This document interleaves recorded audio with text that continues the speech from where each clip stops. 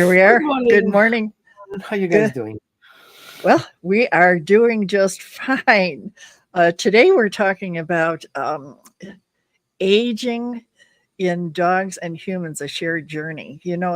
I wonder, Roman, through the years, do you think that at any time younger people even think about them aging with their dogs?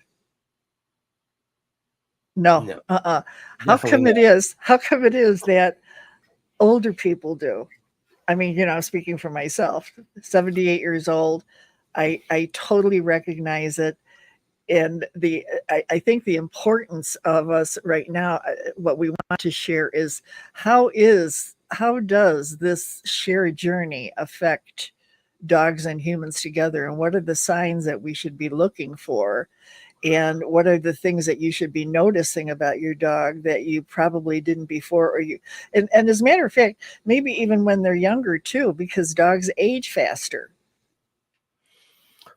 Yeah, but first of all, of our viewers, how many of you have a dog that is over 5 years old and you can consider a senior? What a good question. See how many people have senior dogs. Um, I believe the idea of feeling older starts when we start losing our first friend, and then we get in the shock perspective. Yeah, right. And this Yeah. is where I think people start thinking, oh, minute, we're getting old. And then all of a sudden you see these kids in the school and we're like, wait, these are actually adults. And for us, it seems like kids. So we have a kind of a perception issue once we kind of to that level of age. But I do believe when we get to our age and we see our senior dogs getting those white hair around their muzzle. Uh-huh. The black dogs mostly, yeah. Yeah, this is where things kind of like we're getting in the gray zone. The gray zone, yeah, yeah. Gray zone. I was like, oh my god, he's getting older. Uh-huh. One of my guys, I got him when he was old, and after 5 6 years, I think I still thought he was like 5, but he was already 12. I totally lost track of time. Yeah, It yeah, goes so yeah. fast. And then I went to the doctor because he had started having some issues. How old is he? And I said 6. No, he's 12. Yeah. Right. And I was like, oh my God, yeah, I have him here forever. He's like older than he's supposed to be. He should be dead by now, kind of thing. And so we got beyond that line. So I think our subject today is really interesting because many people don't pay attention to the age. They're get comfortable with it, having a dog forever and the best friends, and it's gonna go slow and slow and become older and older. But then we miss that switching point where we Mhm. still have to pay attention not only to our age but also to the dog's age. And you know what else too, Roman? There are a lot of people that will relinquish their dogs because of aging, because the dog can no longer do the things that they want. They're now peeing in the house, or they have some behavior issues. So we're going to address that today too, right? Yeah, That yeah, yeah. the things that don't give up your dog because of this. Now have an open mind that this is what to expect. There's a bigger confusion here how people recognize the aging. So, for example, I see people all of a sudden the dog starts being crampy, he doesn't eat well, and then we have the dog having accidents in the house, he starts barking at people, and there's a miscommunication and misunderstanding what's actually happening here. So we see behavior changes and we see physical changes, and we believe that the dog is a bad dog now, and we feel Right, betrayed. right. Right? Yeah, We right. feel we feel the dog doesn't love us anymore, and he's out of control. And then we take over responsibility and says, "Wait a minute, this dog is a liability." I have my I have my grandkids coming for a visit, and my kids don't want to come and visit me. I cannot see my grandkids anymore because of my dog's behavior. And this is where then people have to make a choice, or being put in a choice. You want to see your grandkids, not with that dog in your house. Oh, And then who there's an says automatic. that? Really? People say Oh, that? oh yeah, yeah. I have a lot of clients who come in and says, "This is my problem here. My kids don't come to my house because of my dog, and I cannot see my grandkids. So I can go to them, but they cannot come to me, which I understand. We have a lady kind of 60, 70, 80 years old with a big mastiff, and there was never an issue. But suddenly the dog gets crampy, he has thyroid Yeah. issues, he has health issues, and he just doesn't want to be bothered by the doorbell and the kids ramming and screaming Yeah. around. And he will be reactive, or she will be reactive. Well, Right. Yeah. good for You know, you. I have to laugh at that because a dog always can tell you whether a person is good or not. So maybe some of your relatives, maybe it's Well, a good thing. the science is not clear about that because the dog is not a psychic, Yeah. but it can observe behaviors and patterns. So if a person being mean and being not nice in Japanese environment, it comes through the expression. But so we cannot say the dog knows people. That's not the case. So studies have shown that the dogs don't know people, but they Okay. can judge people based on their behaviors. So a kid that runs around in the house and being a jerk and screams and yells and upsets mom or Hmm. grandmother, the dog will react to that. If a person comes in the house and not paying attention to the rules of the house, ignores the dog, gives the mom a big hug, the dog can trigger to that. So Hmm. we have to pay attention to that. So definitely, I see when we do consultations a lot of people coming in with ultimatums. I have to get rid of my dog. My doctor told me that I have to, put my dog down. I have to put my dog on medication. My dog is too aggressive. I'm dealing with these kind of cases all the time. So I Hmm. recognize that most of the time there's a lack of communication. People don't recognize the signs. So I think it's a good thing to say that after a dog being see the first signs in your face, starts slowing down, and you can see already some patches here and there, and the doctor already says, yeah, well, we have to start doing some extra tests, making sure your dog is healthy. Right. This is Right. already a Yeah. loving sign to have to switch your mind into senior mode. Okay. Right. Now, the importance of a senior mode is we have to pay attention to in underlying medical health conditions. And it starts with people don't pay attention to the dog's nutrition. So, healthy nutrition is important to extend your dog's lifespan. You can literally add 1 or 2 years on top of it. Yeah, everybody wants a forever dog. Everybody wants the dog to be as old as we can because we need to go for walks. We need enrichment, our own enrichment. We need our companion. We need eventually a service dog. And it starts with healthy food. Healthy food makes the dog healthy, but at the same time, we need to make sure that we are low on chemicals in the house, right? Yeah. We have to switch our mind. Anyway, we need to be healthy in general. So our detergents, our cleaning supplies, our smoke candles, and all these things that are chemicals that are not organic and not healthy, they need to go. Extends your lifetime, extends your health conditions, but it definitely affects the dog too. And it starts with the detergent you wash your clothes, the sprays you use in the house, the cleaning supplies that you use, even the plastic bowls that the dog is feeding from, and of course, the quality of dog food, and which is a whole chapter to talk about. As it is important for us as seniors to pay attention to our nutritional intake, dogs are even more sensitive to that nutritional intake. Um, One thing that I usually see is um, the word I'm missing, thyroid problems.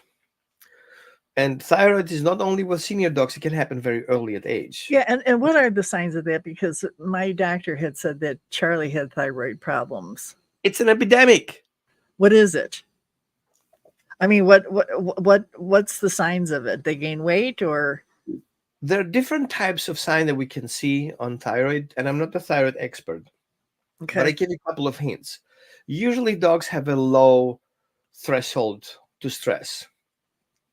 This is an easy beginning of happening. The dog starts eating a little bit more, a little bit less. There's a fluctuation of the dog's intake because the thyroid is also important. It regulates the health issues with the dog start having health issues, allergies and stuff like that. So definitely, before you see a sign, you have to take care of it because if you see a sign, thyroid is already extended and there is already a problem. So Oh I would boy. definitely go to your veterinarian and draw blood and do a basic thyroid full panel test. And I put a link in the comments about that, because having a baseline will help you see how does my dog is right now and how my dog will be in a year from now. And then you can see where you're going with this. The Okay. first thing that I find that I have people coming in with aggression issues and low tolerance. Suddenly my dog snaps at my other dog. Suddenly my dog is reacting to my grandkids. Suddenly my dog gets vicious when sounds and noises happening. The first thing I says, go do a thyroid test, making Oh, sure. really? Yeah. Now that's And an I'm telling you, it's like, that alone is an excellent tip yeah, for today. seven out of 10 clients have thyroid issues. But here's the problem: sometimes veterinarians don't see that as very important. They just do a regular T3, T4, T3, T4 test, Uh-huh. but that doesn't really show anything other than those two markers. We need more than that. We need to see the combination of things and how they affect in general. And that's why just a regular thyroid test will not give you, this is just waste of money. Let's call it this way. Same thing for humans too. Right, right. It's a waste with humans Yeah. And because you how can many times we went to the doctor and says, you're fine, you're healthy. You're like, no, I'm not. I feel exactly. miserable. Yeah, yeah. My So, hair's falling out. My nails are brittle. yeah. I'm But these are the irritable. extreme cases. These are the advanced. We want to catch it early so we can address it. And I can see most of the clients want to start on thyroid support. Things improve like in 3 to 4 weeks. It's faster than putting the dog on separation anxiety medication or stress Mhm. medication. It takes like 3 weeks to kick in, and then you have to do adjustments. Right. But Dr. Jean Dodds from um, the organization called Hemopet, they're specializing in those thyroid tests, and this is where I usually send people. Take the sample, send it in, done, check. They talk to you, they give you instructions, they give you a plan, and you just go with it, no problem. But that's not the only thing. We see also dogs with having joint issues, especially dogs um, with with inflammation. They will have issues with the skin. They slow down with their movements. They're having itchy patch. They have scratching. They have inflammation on the skin, and then you can see already there is a bigger issue there, because sometimes age and medication and bad quality food and stress can cause internal issues. For example, leaky guts. Mhm. And the whole thing goes like in other dimensions, because And leaky skin guts, tags. right? Skin tags, yeah. The protein starts leaking in in the blood system, and the dogs start having allergy issues. And then we blame the food. Yeah, we can blame the food, but the reality is we have to start treating from inside out. Especially Mhm. for senior dogs, we have to adjust the nutritional value anyway for senior levels. But so we need to look into senior dog foods. They are different than the maintenance and regular dog foods. And then we have to start also adding some supplements, joint supplements. But again, all these supplements you have to tighter in. You cannot just go full dose in the beginning, because the dog will react and start having throw ups and having digestive issues. So you have to tighter all these supplements in conjunction with your veterinary consultation slowly into the dog's diet. But important also is people forget the probiotics, prebiotics, probiotics. All these things are important, because if you don't have these little buggers in the digestive system, will not be able to absorb the nutrients that a dog needs. So the Mhm. dog basically starves of nutrition, even if he has healthy food. So And so malnutrition, yeah. probiotics, prebiotics, healthy vegetables, healthy fruits, healthy foods, all these things. And yeah, I totally agree with people who says, but I want to share my food with my dog. Yes, you should, no problem. Dogs did that for thousands of years, no problem. But we have to be careful with what we're giving them. Yeah, So right. A no McDonald's hot toxins, of course, no hamburger. chocolate and stuff like that. I would totally avoid sugars. Yeah. Stick away from sugars. Low carbs, low sugars. If you eat healthy, usually your dog can have that too. Yeah, you can have mushrooms. Not the ones you're gonna have Yeah. fun with it, but the regular mushroom you get in the kitchen. Fruits, vegetables, most of them you can feed your dog. Check in with your veterinarian, see if your dog has any specific things that they shouldn't have because of his allergies or his conditions. But um, Otherwise, no Did you problem. ever see those videos of the dogs that are eating broccoli and celery and Yeah, carrots and stuff? yeah. Well, it dogs have I preferences, love right? to hear the crunching sound of them Yeah, eating. yeah. Isn't that cool? Yeah. I would say most vegetables that are a little bit steamed is healthy for the dogs. Okay. Don't overkill it. You can always share pieces or two with your dog, no problem. It doesn't have to have a whole menu of broccoli because Right. you're gonna smell it and you're gonna have problems with that. We need to keep an eye on carbs. We need to keep an eye on fats. We can eye on fiber. So we need to kind of keep a balance. We cannot think human here. We have to still think carnivore that Right. adjusts himself to our diet. And I, otherwise, yeah, well, I have a question. I saw the other day on TikTok that there was a woman that was bathing her dog's feet in apple cider vinegar for Frito feet. You know, the smell of the Fritos, the right. yeast. Is That that it? is no. I will be very careful with the social media. I was gonna that's my Yeah, point. Social media gives if you a you want lot to of treat instructions. yeast infection, you don't treat yeast infection exterior. You start treating yeast infection from interior. So imbalanced digestive system, lack of probiotics will affect yeast infections, right? Okay. So I wouldn't start doing any treatments until I consult at least a holistic veterinarian and kind of check things out because it could be bacteria, it couldn't be just yeast infection. Okay, so holistic veterinarians versus regular veterinarians. It's a Pros big and difference. cons. My personally, because I'm a holistic behavior consultant, my thought is we cannot see holistic veterinarians as people who drive Prius. Okay, holistic Okay. veterinarians are veterinarians. They're educated people, just like every other veterinarian. Plus, they look into alternative treatment plans, right? So Right. sometimes we have to make sure that we take care of the urgency of the dog's medical condition. But then we know that Western medicine, usually medications have an issue with having a lot of side effects. And Okay. the veterinarians usually treat what they see. It's hard for them to treat what's underneath that. We have to be honest, veterinary visit is 15 minutes. How much information can you get out in 15 minutes? You barely have said what your problem is, and the doctor has to give you already the answer and prescribe it before the 15 minutes clock clicks. Hmm. Yeah. So we have that an issue. But a holistic veterinarian usually are private businesses. They sit down with you and walk you through the whole process. This is what we're treating right now to stop the dog from being in pain. But the pain medication cause kidney issues and liver issues. Let's do a long treatment plan and wind that emergency medicine down and then treat in long-term underlying medical condition as well. So yeah, the holistic veterinarians can be a little bit pricey, right? Because they have more knowledge and it's a little bit more expensive. But I think for a long term, it's a good investment. Well, so now the equal to that for a human is a functional medicine Right. doctor. They look at exactly what the issues are, and let's come up with a solution. It could be a combination of your emotions, your thoughts causing illnesses, and it's not Right. Right. actually a physical illness, but it's a physical illness that resulted because of a Right. mental situation, because For of a thought. example, in senior dogs, if we know that a dog has been raised in a breeding farm, we know there is a long term chronic stress, and chronic Right. stress can cause internal problems. Internal problems can cause illness and also behavior issues. Not having tact in consideration and just treating the dog with medication is not really helping the dog for what he really struggles with. Hmm. Just Yeah. lack of secure attachment can cause the dog so much stress. Eventually, he's going to get up on stress medication. All he needs to do is basically improve his relationship with his owner or caregiver.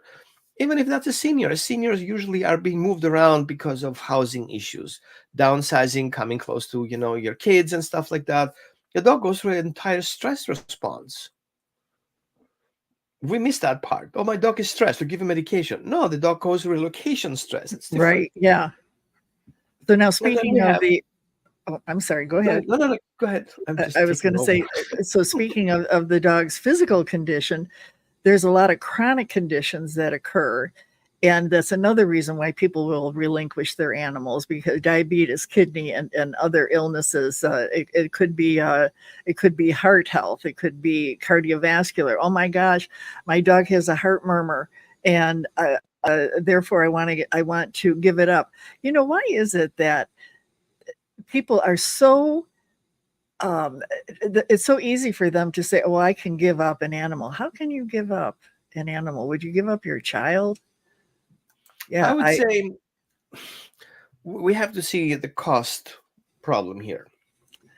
yeah, Seniors sometimes barely can pay the bills and have conditions that sometimes need extra money for that. We have Christmas gifts and Easter gifts and kids and grandkids. All these things come together. Plus, we have the maintenance of the house.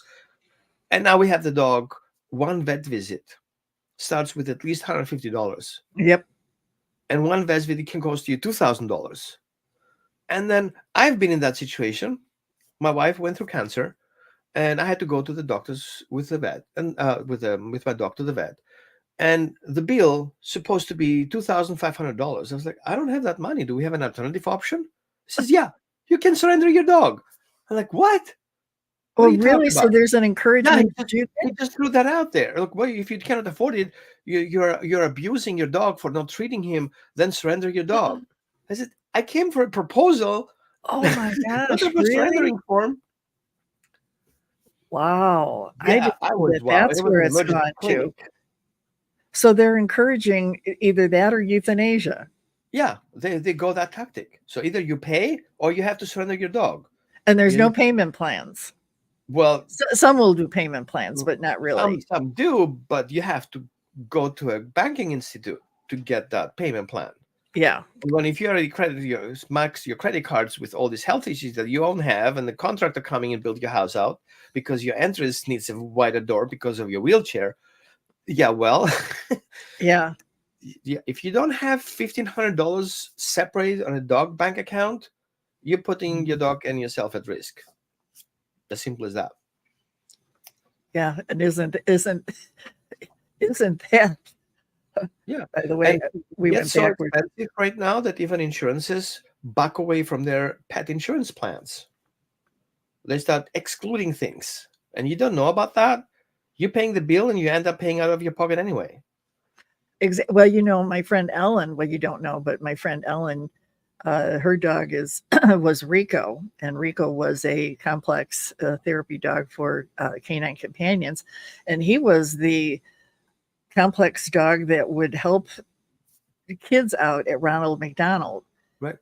She had pet insurance, and still it cost $12,000 in her end of it for the last 2 months of his life, because she wanted to do whatever she could. Right.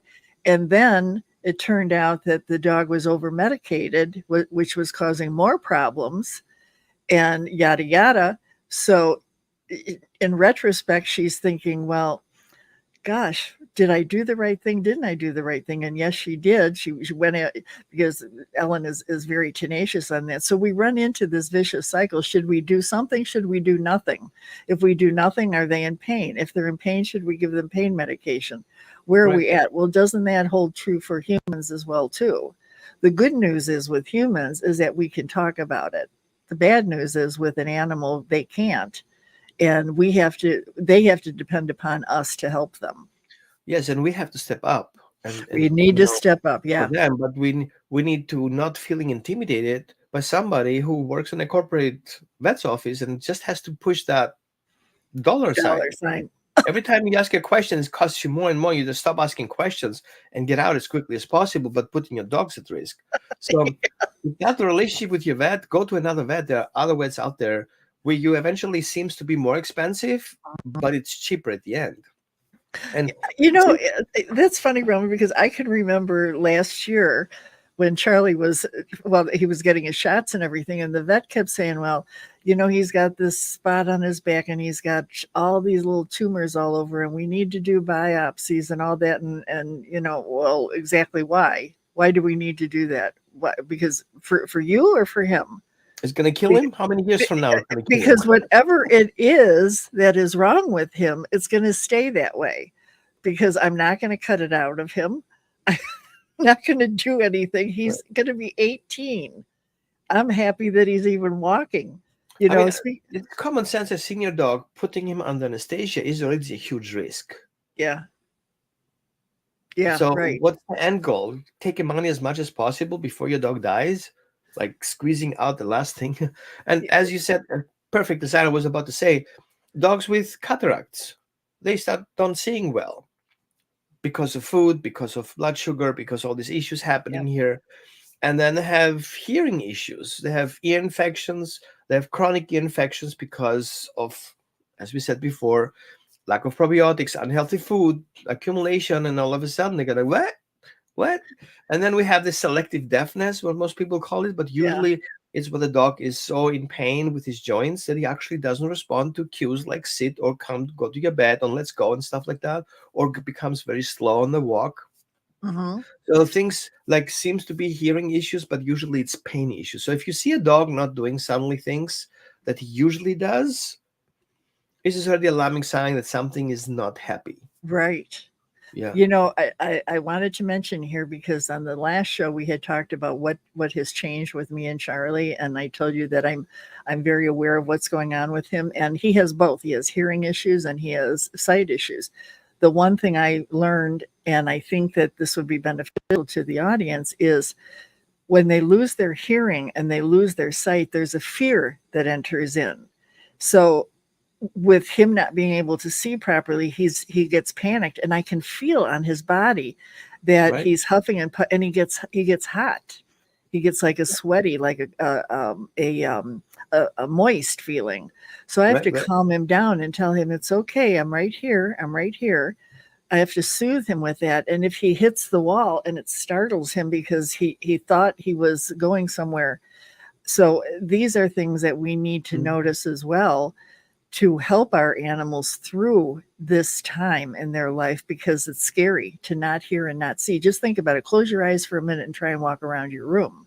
Well, the good thing is that dogs have not only ears and eyes, they have their nose that actually this is a main coordinator. But if we have strong aroma kennels, if we have strong floor cleaners, the dog loses that sense of orientation because it smells everywhere the same. Yeah, I right. would Good go point. clean just, some vinegar, some water, and some lavender oil, done clean, right? The floor. And just cleaning more often is better than kind of going deep chemicals. But also for dogs who are blind, we want to make sure that we have corridors because dogs remember very well. Right. Clear corridors to the kitchen, to the bathroom, to the exit. And some dogs who have to navigate around complex situations because their room is small, you don't have areas to move around things. They have these little harnesses that have this little bar in front of Yeah, them. yeah, yeah. I've Okay. seen And they those. kind Right. of, before they hit the wall, they hit the bars. Whoa. Like a little, Yeah. what's the little car called in the amusement park? Go karts, the go Yeah, karts. the little kitten cars where you hit each other with the antenna. These Yeah, cars, right, right. bumper cars. That is what. Bumper cars. Yeah, that's it. So So, let's talk about the behavior and the cognitive changes that occur because this exact same thing happens with humans, and I can mhm, attest to that as well. So there's these similarities between the two, and a lot has to do with cognitive decline in brain function, but it also has to do with lack of oxygen, poor heart functions, and some of these things. So if we're aware of that and we understand that some things that we may have done before with our dogs are not prone to want to do it now. A, because they physically can't do it like they used to, but B, because it irritates them to do it. They don't want to do it, and they don't want to be pushed to go and to catch the ball and all of that like they did before, and encourage them. They don't right, want the kid pulling on their hair. They don't want them sitting on their back. That's bad to begin with, but definitely when they're older, and then wonder why he snapped or she snapped. Well, of course they're letting you know, I don't want to do that anymore. yeah, Same thing with older folks. We can watch it on TV. That doesn't mean we want to do it anymore. I don't want to travel anymore. I don't want to do the things and a lot of things I can't do. but the cognitive side of it, the activity level really diminishes a great deal. And like you pointed out in the very beginning, you might be a young person that adopted an older dog, and you might not really be able to handle and understand what's going on in that dog's mind, because when you got it, it went and it fetched that frisbee or fetched that ball, but doesn't want to now. Wants to sleep, wants to be in the sun. Right. Well, making the right choice in our age, we have to be careful how what dog we want to get in our family. Mhm. So, but I want to kind of stick a little bit with the cognitive problems that we said before, because decreased activities and stuff like that. Because it's very difficult to make the assessment, I made a list. Aha. Okay. So for you guys who are interested, put in the comments. I need one too. Okay. Okay, Yeah. in the comments, type in I need a cognitive dysfunction screening checklist. I'm gonna Yes. send it to you. So what the checklist is, basically, it has the name of the dog and the list, because we may have more than one dog, right? And then it has the date, and that first date is your first thing that you do, like tomorrow, for example. If you get the list today, you're gonna start filling out tomorrow, and you're gonna go through confusion states, relationships, activity levels, anxieties, sleep wake cycles, learning memory, and then you make a number on it in a scale from 1 to 5. And then you get a sum on each page, and you put the pages together, and at the end, you have a number, and that number will give me a better understanding in what amount that cognitive dysfunction is. And that we can then put together a treatment plan to help you stabilize it. It will not get better, but we can extend it a little bit longer through nutrition, through exercises, through cognitive games, through improved relationship skills, through proper choices of nutrition and supplements, a conversation with your vet. If you go with that list to your vet, the vet will like, whoa, where did you got that list from? I want one too. Just saying, right?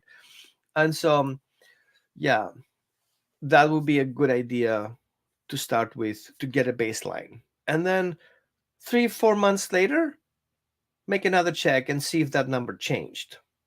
So some of my clients, I work also with clients who are seniors.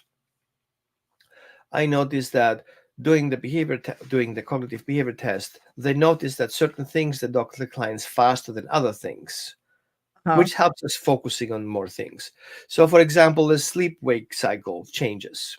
How can we improve the dog's sleep cycle? Because if the dog doesn't sleep well, he cannot recover well. He doesn't recover well, he gets super stressed. If he gets stressed, he gets sick. And so it goes cycling. exactly right. Yeah. Right. So that was that. So if you want that list, put me. I want a list, and we're gonna send it to you, and making sure we get it in your inbox. So the other one that you start talking about was about God, I lost about that. Changing irritability and anxiety and depression. That's part of that cognitive decline, and also having joint issues. It's also part of the health parts that will decline over time, Yeah. and heart issues usually happens together. Over vaccinations, bad quality food, not enough exercises, and then environmental stressors, environmental factor, toxins in the house, toxins in the system. So usually, talking again with a holistic veterinarian will help a lot get that managed. So usually, when I have a behavior issues, I start with rule out the check veterinary stuff in the consultation, and then we see what's left for behavior stuff, and we separate those two things and see which one of those are interconnected. Well, Separation anxiety, aggression, yes. And, right? and that is really resonating with me, because for me to get up, because of well, not only the fact that I have oxygen issues, I have to go slowly because I get dizzy. So when I get up, I have to make a conscious effort to get up. And I noticed that about Charlie. Now, I told you in the last show that he follows me like Velcro. If he sees me moving, I see him struggling to try to get up. It's like he gets panicked, like, don't get out of my sight, mom. Yeah, So yeah, I yeah. let him know it's okay, take your time. However long it takes you to get up, that's all right. You don't have to try and jump up and hurt yourself. Just do that. And I wonder how many of us take a look at our dog and watch them when we walk out of a room. Right. Do you see that they struggle to try and get up and try and move with you? So now I'm finding that I'm watching him just like he's watching me.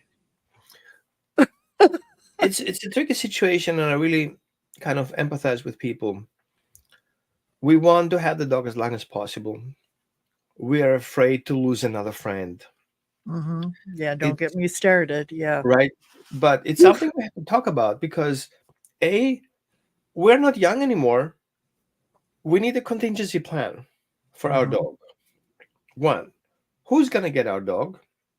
What is the financial support? Do I have something aside for that dog to be treated? That needs to be cleared out. And if my dog is behavior challenged, I need to find somebody who actually can handle that dog. Mhm. Is that a person, a relative, a trainer, a sanctuary? Who would that be? Right? And so that's the one part. Then the other part, important for us to be, and talk about the elephant in the room. What about making the choice? When is a good time to let go of our dog? And is it a choice to have your dog go with you at the time? Because Right? do you want that? Do you want your dog? I mean, the thought of me dying and then having Charlie go to somebody else, nobody would take care of him. Not the way, and I'm really torn on this. I really am because he's got a lot of health issues that he's doing fine with. He's handling them fine, but how will he be if I'm not here? Because nobody's going to pay attention to him the way I do. It And seems would like he be mistreated? right. Would he not get the loving care? And all for the sake. I mean, so I, I'm kind of leaning towards taking him with me. That problem must be so important. Then if we look back 50, 60, 70,000 years in the back, people had the same problem. Hmm. How many sightings we have, archaeological sightings, where people are in the grave next to their dogs? And the Yeah, question is, who died first, or did they die together? yeah, right. Right? So I think the ability of dogs to bond in such a level with humans, not only physical, but also emotional and spiritual, we see there is something bigger than that. And we want to share that out to the end. Yeah. Now, we are pushed to the edge of our age limits with medication and support, and but dogs are trapped. They cannot walk away and die themselves. They have to stay close with us, and we close nose. And if they start having a tendency to be sick, we're going to go treat them right away and fix that. But where is that line where we say, what is better for my dog? What is the quality of life of my dog? Him not being able to get up, he can get frustrated because he doesn't have to, cannot go to this bathroom on his own, feeling not being part of service anymore is so stressful to the dog that sometimes we have to Mhm. make that choice for him. It's too struggling for him to be in his bed like a dead person. I have to pick him up, and it's not about the people. It's really about the dog and how he's going through that process of not being able to be supportive. Mhm. And Yeah. we have to see the I dog can just has I a can purpose, feel that. Yeah. right? If the dog doesn't have the purpose anymore, what's the reason of his being in life? The Mhm. dogs don't commit suicide, don't take me wrong here, but sometimes they walk away and lay down and let it pass. Mhm. They cannot do that in our house. It's really constrained. Yeah. I have a list. It's not my list, but I got this list more from a holistic perspective, adjusted a little bit. So we have to take some things in consideration that regular scientists don't take in consideration to make that call. Because one thing I see very often is our fear of loss is overpowering to be helpful for the dog's quality of life. We push it too far because of our fear. And I think Right. we have to be, if we are loving and caring and coming from a unconditional love perspective, sometimes we have to let go what we love because we love it too much for that to suffer, Hmm. right? Yeah. Yeah. The question I, is, when is that line? And so yeah. sometimes we have to be think with our heart, 51%, and then 49% put some logic into it. Right. Right. Like, Yeah. my dog is on medical support. My dog has to do this. My dog has to. He's basically burning out internally for me to see the dog moving and seeing him alive. Is that what we want to do here? Yeah. Right. And then, of course, See, I'm to not the me, the person. barometer is pain. If he's in Right, pain, that's right. I But can't deal define with that. pain. Define Define pain. if the dog doesn't do things because he's in pain. If he does them, him not being in pain by laying in bed doesn't make him being in pain, Yeah. right? So Yeah. where is the pain? The pain is not existing until the dog actually does something. Then the pain is present. Right. So we Yeah. see pain, but the dog not doing certain things. But we Okay. can measure pain. A veterinarian can actually do a blood test and see if there are pain markers there and make a choice how much that is. And then we can say, okay, if I put my dog on supplements, if I put my dog on certain medication, will that improve the pain? Will I get the quality of life back? Yeah, go for it. Knock yourself out with it. Perfect.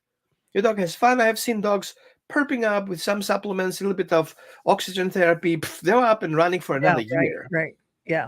I bought myself an ozone generator and actually created ozone generator water for my dogs to drink with us and family too. And then I did rectal ozone therapy for my dog, and I got him Good. another year out of his cancer. Did he Good. suffer? No, he was fine until the last day.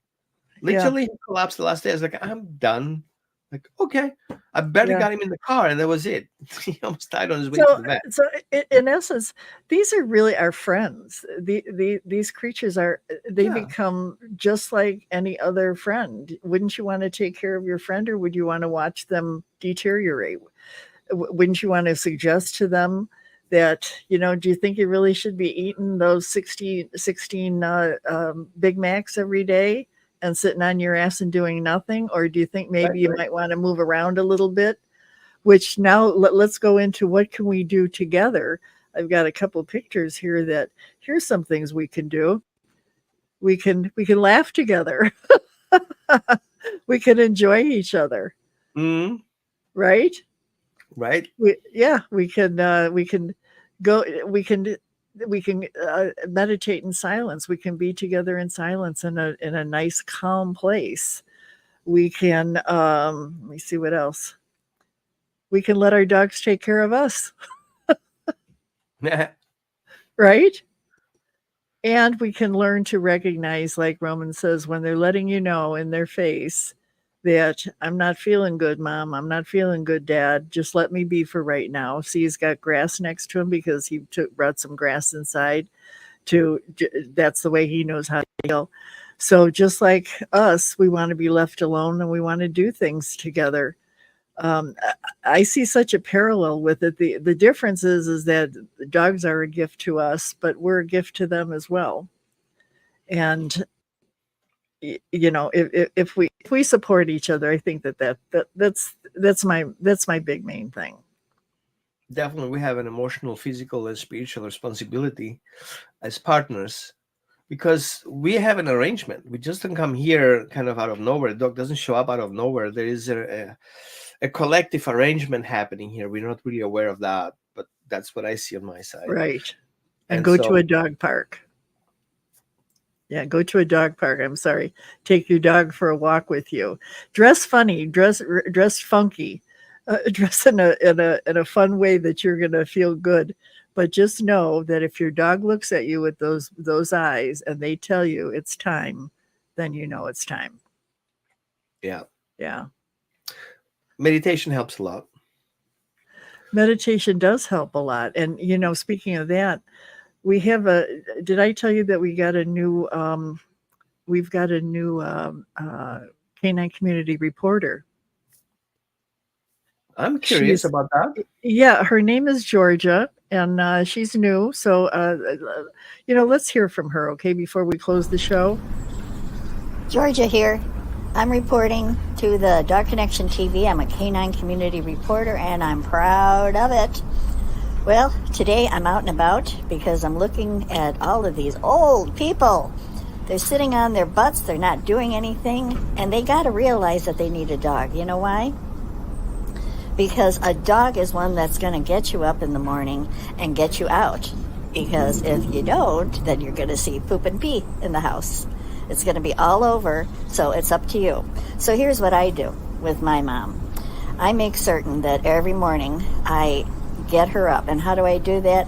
I lick her. I come up to her. I push her. I lay against her. I do whatever I can to get her up. Now, once she's up, this is a good thing. But I got to let her know, hey, you got to let me out right away because you don't want to see poop on the floor. So I go around in circles. I go up to her. I go to the door. You know, it's a difficult thing to train these humans, but once they get it, they get it. But I got to make certain that they are aware of me.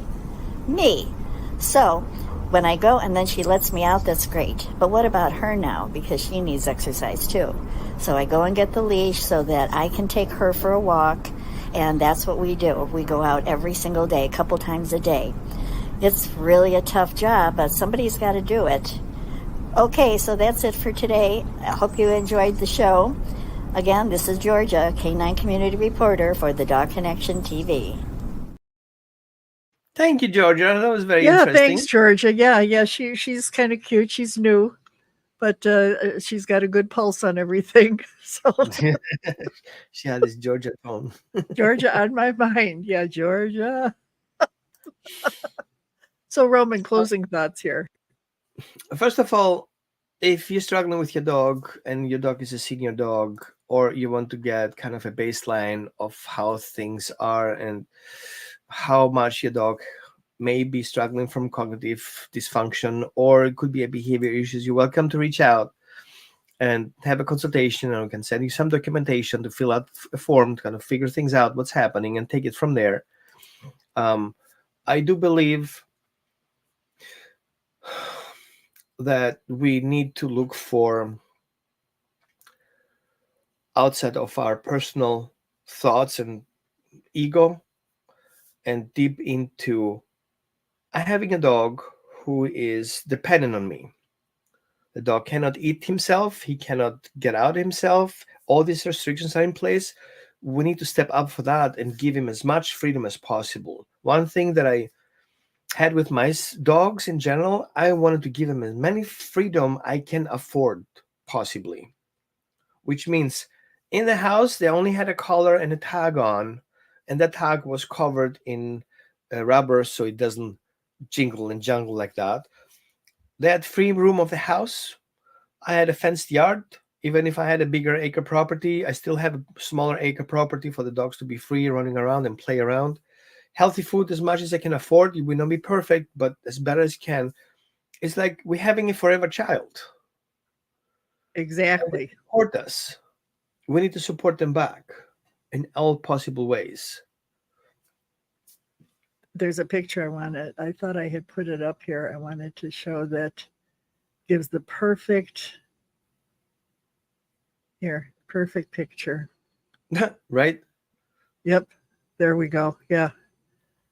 That's who they are. Let them, there's, in closing on this, there's always that question about should I let my dog sleep in bed with me? Well, hell Yeah. yeah. Why not? Absolutely. Well, my dog always sleeps in his bed every time in the morning. Is she awake? Is she alive? Yeah. Okay. She's good. Yeah, exactly.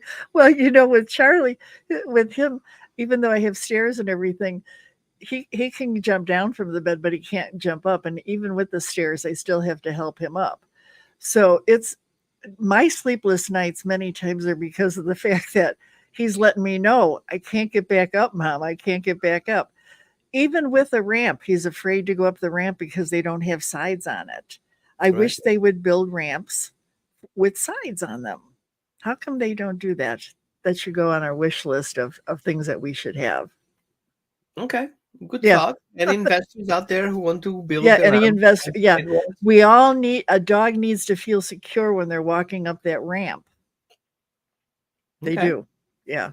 Totally agree with you on that. Yeah.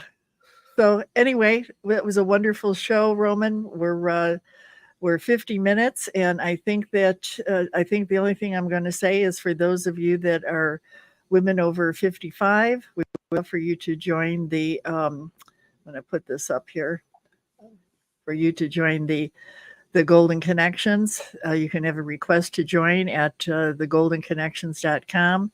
And for those of you that want to have more information from Roman, go to holisticdogtraining.org. And hopefully we will see you next week. If not, we'll see you the week after. We're